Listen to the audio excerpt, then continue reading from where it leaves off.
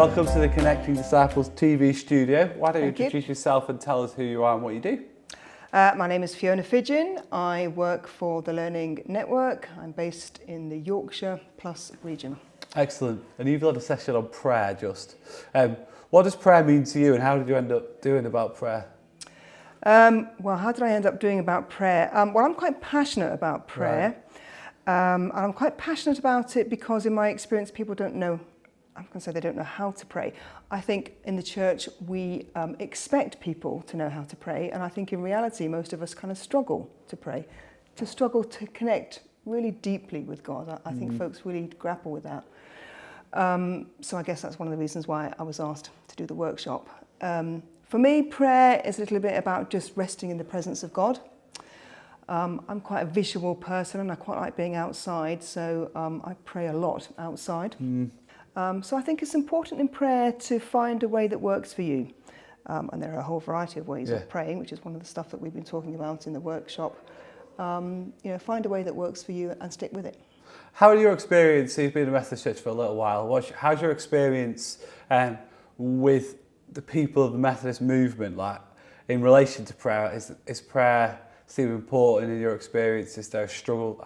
I know I personally struggle with it. I know a lot of people I work with do. So is that what you come across? Or?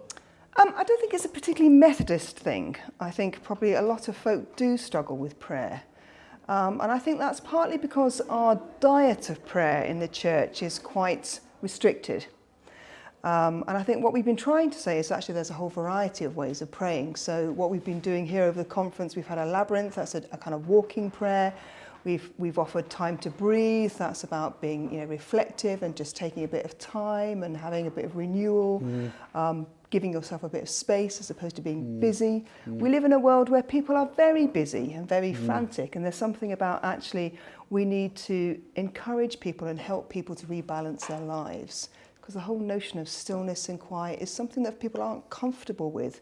We're in a room and we like to turn the TV on or the radio on because we actually can't handle the silence.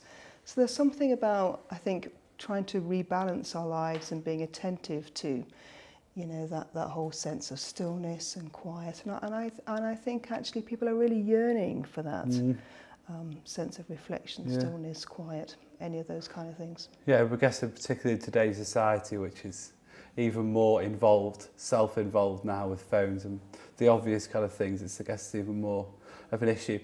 Resources, if people are watching this or have been at the conference this week or further at home and want to find out more about how they can resource themselves in prayer, where should they go to? What's your go-to tips for?